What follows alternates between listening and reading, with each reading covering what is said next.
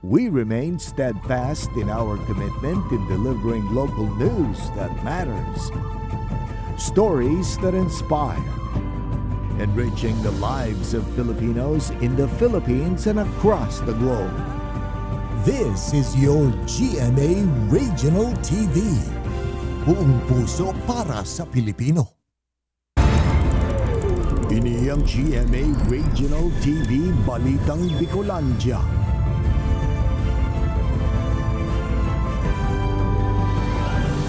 Diyos marhay na hapon mga kapuso, uninaan balitang Bicolandia. Hatod niyan pinakadarakula asin pinakabagong mga bareta sa Kabikolan. Kami ang tropa nin katotohanan, mahatod nin mga baretang mayong pigkikilingan, mayo nin pigpoprotehiran. Live hali digdi sa GMA Complex sa Naga City, ako po si Kate Dolavieres. Pigre-rekomendar kan sarong kongresista na gibuhong per kilo ang bentahan nin sugok. Rekomendasyon na iyan, nag-ani ninman iba-ibang sentimiento sa nagkapirang paratienda. Si Jessica Kalinog para sa detalye.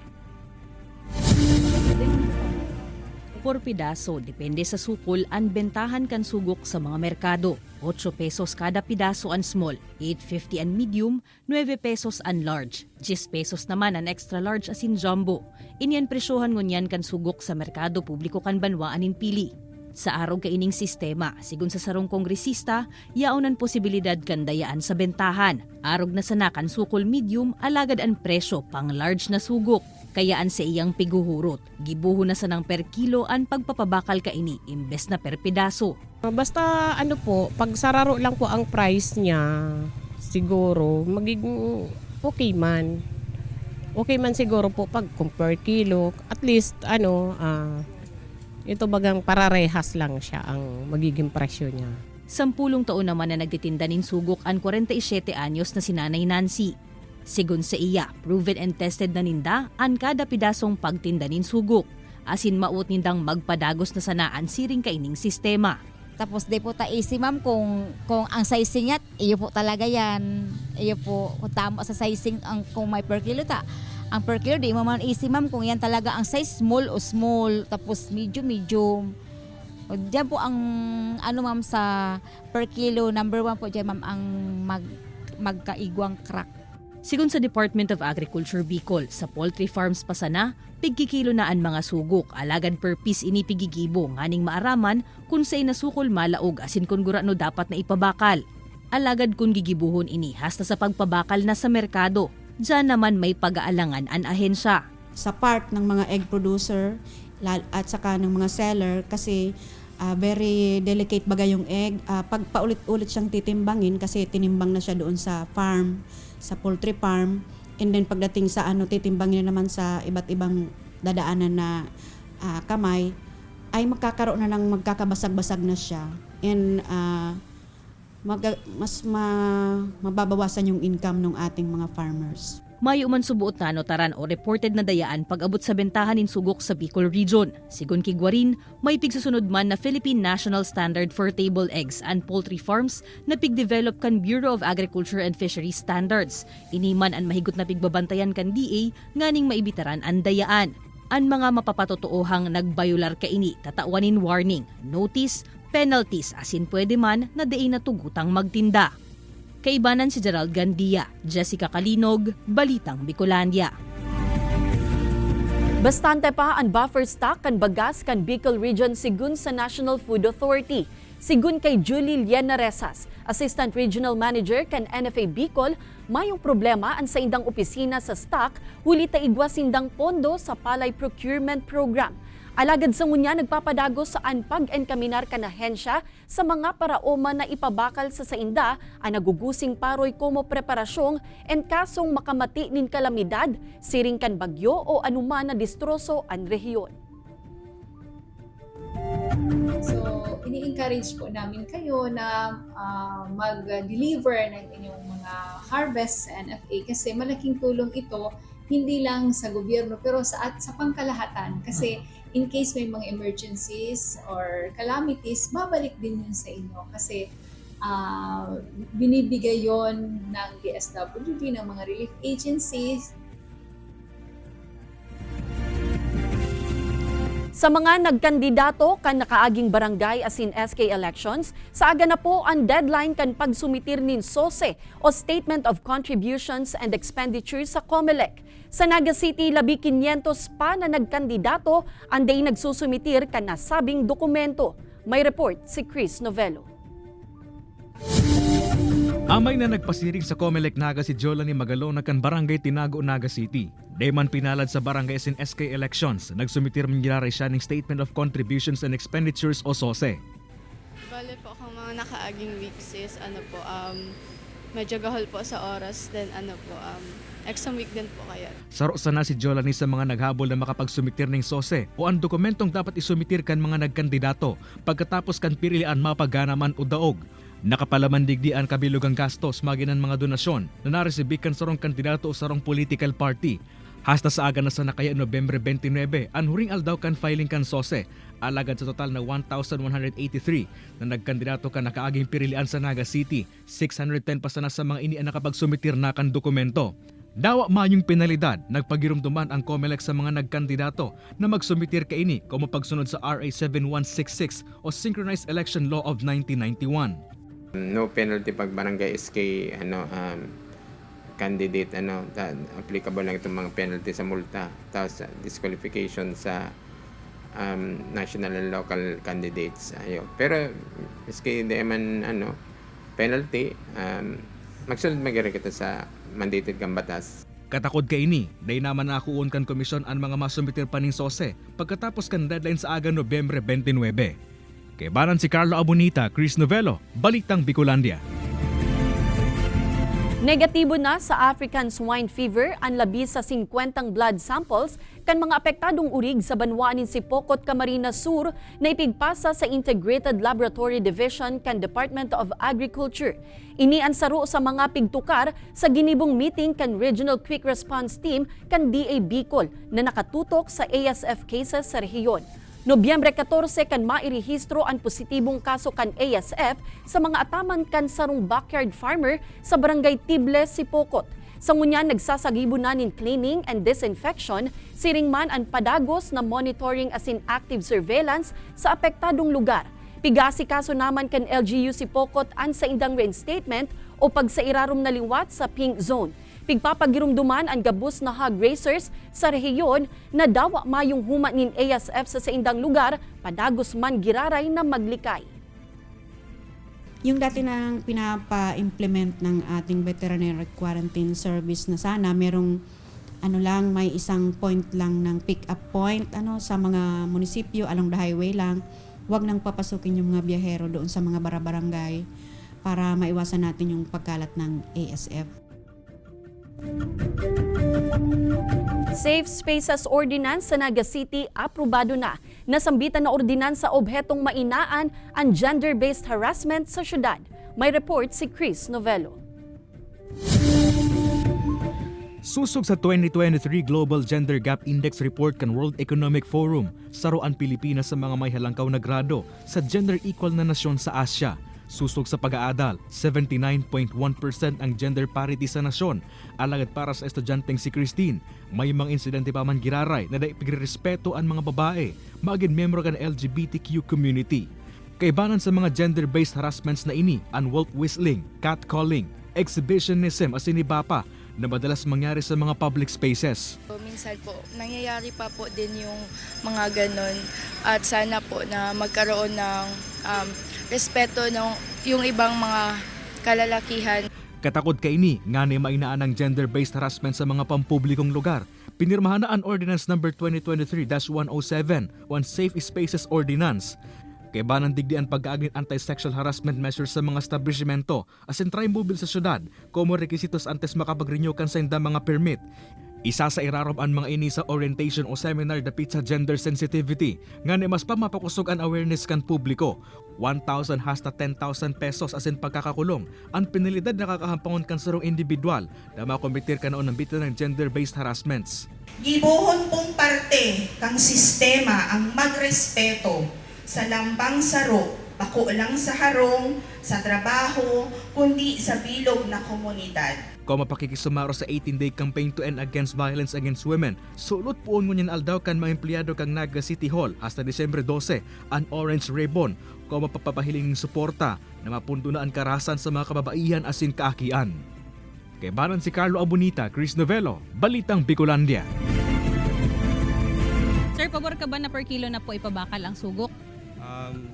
Sa ako po, parang dahi kasi dahi po pwede makaka-retail kasi pag per kilo ang sugok sa sarong pidaso.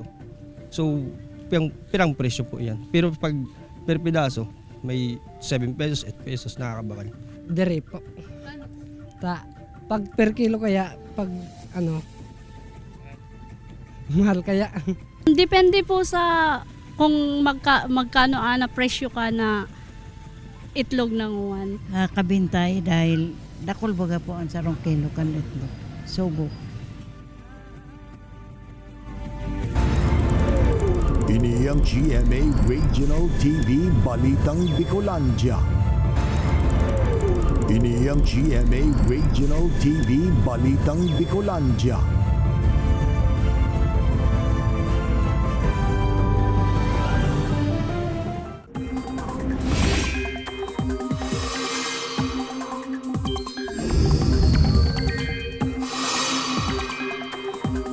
Mga kapuso, para mientras na nawara ang epekto kan shearline, alagad mapadagos ang pag-uran sa pirang parte kan nasyon. Huli iyan sa duros amihan, easterlies asin localized thunderstorms. Basado sa datos kan Metro Weather, may tsansanin pag-uran sa bilog na Bicol region. Posible man ang uran sa iba pang parte kan nasyon, kaya padagos po kamo na mag-monitor nin advisories. Sa ngunyan, sigun sa Pag-asa, mayo pang nanonotarang bagong raot nin panahon o bagyo hasta sa katapusan kan bulan ni Nobyembre.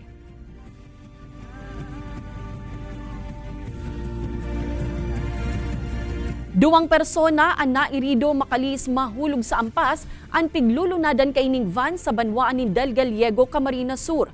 Driver kan van nakaturog subuot na naging rason kan aksidente. Si Jessica Calinog nakaalerto. Bari sa takyag asin lugad sa angog an pigsapo kan 2 sa 5 sakay kan sarong pribadong van na nahulog sa ampas sa Del Gallego, Camarines Sur. Tulos ining pigrespondihan kan mga otoridad asin susog sa inisyal na investigasyon, nakaturog subuot an driver kan van mantang nagmamaneho na naging rason kan aksidente. Sa San Andres, Catanduanes, dead on arrival sa ospital ang 18 anyos na lalaki. Mantang irido man ang 2 pa kaining pag-iriba, makalihis maaksidente ang piglulunadan kaining motorsiklo. Sigun sa pulisya, hali sa barangay Kabkab ang mga biktima asin pabalik na kota na sa barangay Maingaway kan mawaranin kontrol sa motorsiklo ang nagmamaneho kaini. Nakabangga sa konkretong barikada ang motorsiklo asin nagsapo ninman iba-ibang injury sa lawas ang tulong sakay kaini. Posibleng kahampangon kan driver kan motor na si alias Ani ang kasong reckless imprudence resulting in homicide. Ini si Jessica Calinog, Balitang Bicolandia. Toneladang bangkulis ang nabanwit kan mga parasira sa Sangay, Camarines Sur. Mantang sa Placer Masbate, dagmang natamban ang nadukayan sa baybayon kan mga residente. Rason kan nanotara na pagdakul kan mga sira, iyehera sa report ni Jessica Calinog. Nagpuon sa 82 na pidaso hasta sa uminabot na nin toneladang bangkulis ang nabanwit kan mga parasira sa Sangay, Camarines Sur sa nakalihis na haros sarong semana. 11 hasta 13 kilos ang lambang bangkulis o tuna na nadakop asin ipigdaong sa barangay Nato asin Bungalon. 220 pesos kada kilo ang pabakal kan enot na bugso kaini. Alagad ngunya na nagdadakol na ang supply, nasa 150 pesos na sanaan presyo per kilo. Ang obserbasyon ni itong karangal bagang mayong laod sa may banda sirangan, nakalusot naman digdi sa may laog na kang Laguna Golf Chip ng grupong ito. Yan namin hanggang February na, iba pa nga po. Ang nananagod pa po bagang nag-testan sa ngayon. Salamat naman kay Senior San Andres. Blessing naman po. Sigun sa fish buyer na si Jovi Cortan, tuyong patapos na ang taon, iyo naman ang season kan bangkulis. Nadadakop ini sa paagi sa nakan pagbanwit, kaya swerertehan asin dakulang biyaya subuot, ang siring kaini ka dakol na dakop. Dagmang tamban man, ang biyayang naresibe kan mga residente kan Pasyagon Placer Masbate kan Domingong Banggi. Istorya ni Monica, primerong beses ining nangyari sa saindang lugar. Anak ko ang mga tamban sa indang ipigpanao sa pagtaraid, mantangan ibang residente, ipigpabakal ini. Kaya pagkatingin ni Papa doon, marami na palang nagkukulan ng mga isda. Yung isda raw parang nagliparan. Sabi nga nila, at least daw yung mga kapitbahay namin may mga ulam na, may mga makain na, yung iba nakapagbenta para bumili ng bigas. Nasa 2,500 kilos anako ang tamban o sardinas sa baybayon kan placer. Sigun sa Bureau of Fisheries and Aquatic Resources Bicol, sardine beaching ang apod sa nangyari. Normally, ang mga sardines, they migrate in large numbers. So, could be na because of change of temperature, water temperature. Could also be na darakulaon ang alon, and minsan din because they're going after itong food ninda. Iniman ang posibleng mga rason kaya kadakol ang nadadakop na bangkuli sa sangay. Pwede man subuot ining mangyari maging sa iba pang species kan sira. An padagos na pag-enkaminar kan BIFAR, pirming ipaabot sa saindang opisina an anuman na naoobserbaran sa mga kostales sa bilog na rehiyon. Kaibanan si Gerald Gandia, Jessica Kalinog, Balitang Bicolandia.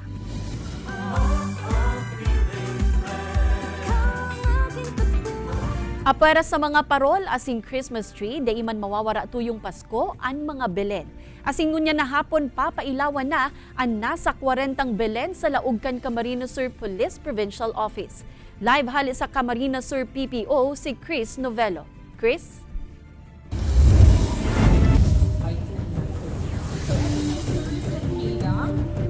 Kay talagang Paskong Pasko na ang vibes digdi sa Camarines Sur Police Provincial Office in Hulita, papailawan na ang maabot sa 40 mga Christmas Belen. Kung gusto mong balikan ang istorya kung saan ipinangaki si Jesucristo sa sabsaban, swak na pasyaran ang Camarines Sur Police Provincial Office. Tampok digdi ang maabot sa 40 Christmas Belen na gibukan man na ilain na police station sa probinsya. Kanya-kanya manin peg sa Belen ang kada hepatura. May mga Belen na gibo sa recycled materials, siring kan plastic, ang iba naman inspired sa One Town One Product o otop kan sa indang banwaan. Siring kan abaniko kan kanaman, aqua fisheries products sa Kabusaw, Bato, asin Kalabanga, Camarines Sur. Apwera sa Christmas Belen, agaw attention man kate ang mga parol, nagibo man sa Manila na creative materials with a twist. And syempre, may mga nangangaroling man nakapulisan na kuminumpleto sa Christmas vibes in a village. Pagpapailing subot inikate kan espiritu kan Kapaskuhan na sin pagrumdom sa kapangakian kan aki sa sabsaban na tuminubos sa satuyang makasaalan sa ibabaw kan kinaban.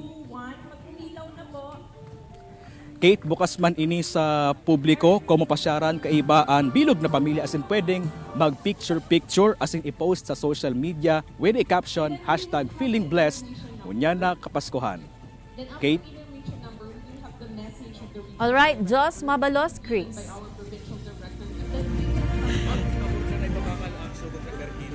Ay dahil po, per piece na lang po, mas nakakamura sa per piece kaysa per kilo. Mas lalo kung darakula o may sarit, may darakula, lugi ka. Tama lang yan, kiso per kilo, mapagal yan. Dahil pwede. Ma'am, tugot ka na ipabakal ang sugok na per kilo? Dahil po, gusto ko po per piraso lang tigtitinda ko po bagay ni per piraso.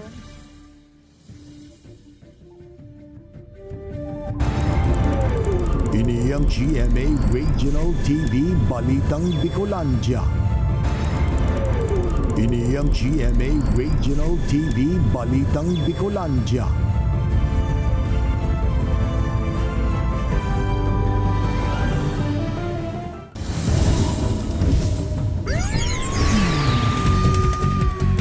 Gadan sa pambabadil ang sarong construction workers sa Barangay Aquino, Bulan, Sorsogon.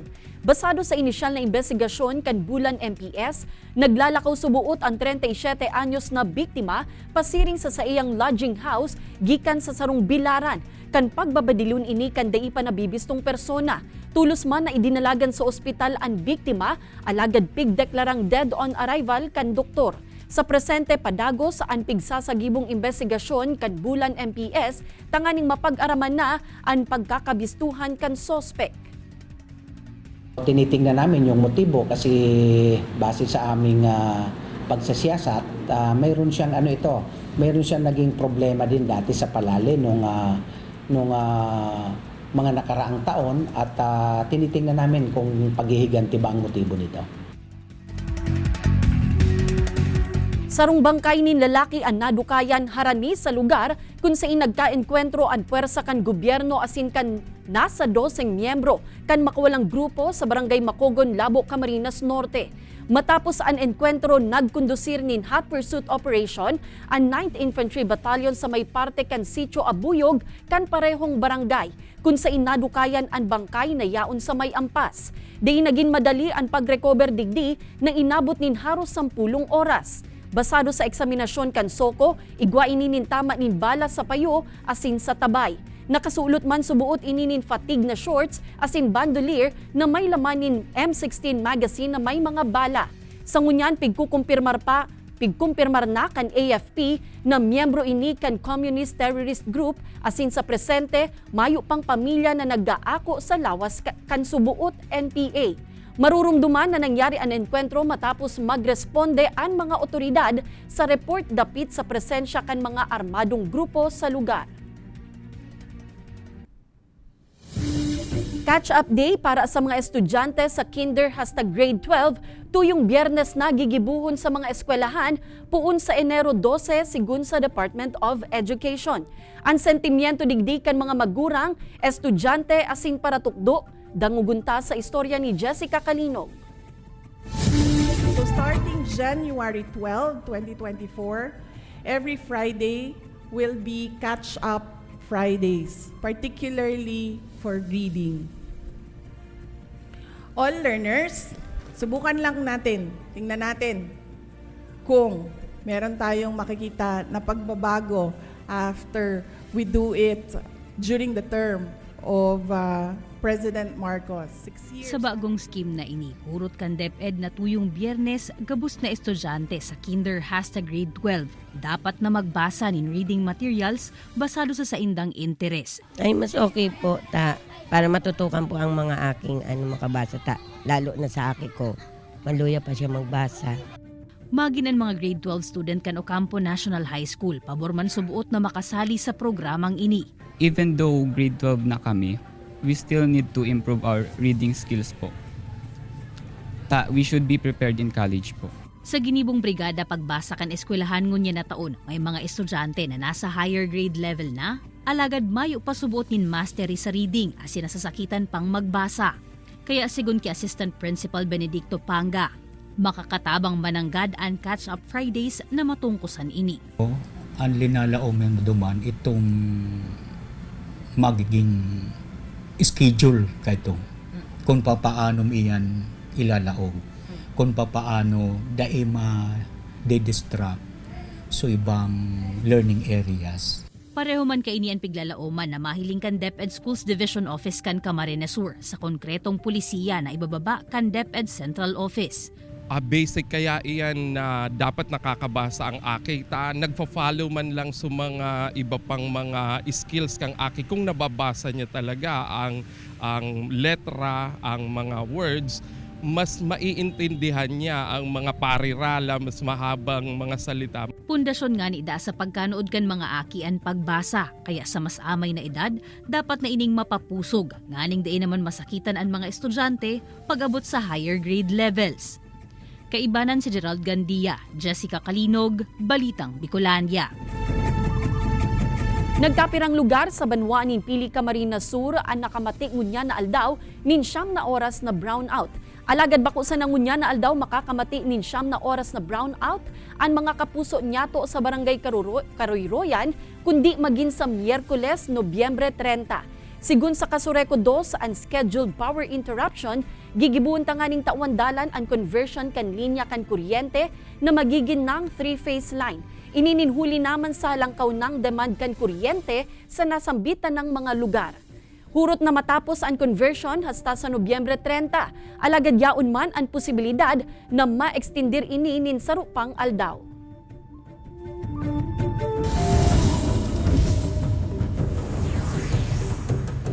Michelle D. pigpurbara na simbagon ang final question sa Miss Universe 2023. Mga taga-suporta ni Michelle D. napabilib sa Pinay Beauty Queen. May istorya si Don Jimenez. Pilipinas na si Miss Universe Philippines 2023 Michelle Marquez D, sinabatsyakan sa iyang mga taga-suporta. Asin daw aday niya na ipuli ang corona, maug masubuot siya sa pagpapadangat na ipinapamati sa iyakan bilog na nasyon. Sa pagbabalik man kan Kapuso Beauty Queen, Naitay Kapuso, please welcome Michelle D. Naghampang siya sa Fast Talk with Boy Abunda kung saan pigtukar niya sa iyang mga naging experience sa pagsabak sa Miss Universe, asin ang sa iyang paglaog sa top 10. Pinasimbagan man sa iya ni Boy Abunda ang final question kan Miss Universe 2023. Tito Boy, if I could choose to live in any woman's shoes, it would be Apo Wang-od. She's an amazing symbol of cultural preservation. She's an amazing symbol of ageism. She has been defying boundaries, stereotypes, and that is something that I have tried to inspire everybody around me as well, which is to own your unique story, own your traditions, love where you came from, love who you're with, who you're surrounded with, and truly, with that unique story, you can make your country proud. You can show the universe what your country has to offer. In my case, my love for my country can really shake the whole universe as well. Wow! Ang sa iyang simbag, kinabiliban kan mga paradalan, magin ka netizens. Ini si Don Jimenez, Balitang Bicolandia. Mga kapuso, 27 days na sana, Pasko na. Madadalan ang episode na ini asin iba pang pinakahuring lokal na bareta sa official website kan GMA Regional TV, www.gmaregionaltv.com. Pwede man kamong magbisita sa samuyang official YouTube channel, GMA Regional TV, asin i-click ang subscribe button para sa pinakamaiinit na bareta hali sa man-ibaybang rehiyon. Mabalos sa mga kapusong Bicolanong nagantabay, maging sa mga kapuso nyato abroad. Ninhulita sa GMA Regional TV, Local News Matters. Asin yan, ang pinakadakula asin mainit na bareta sa Kabicolan. Ako si Kate Dalovieres, kami ang GMA Regional TV Balitang Bicolandia, bilog na pwersa para sa mas dakulang misyon asin mas mahiwas na pagserbi sa nasyon.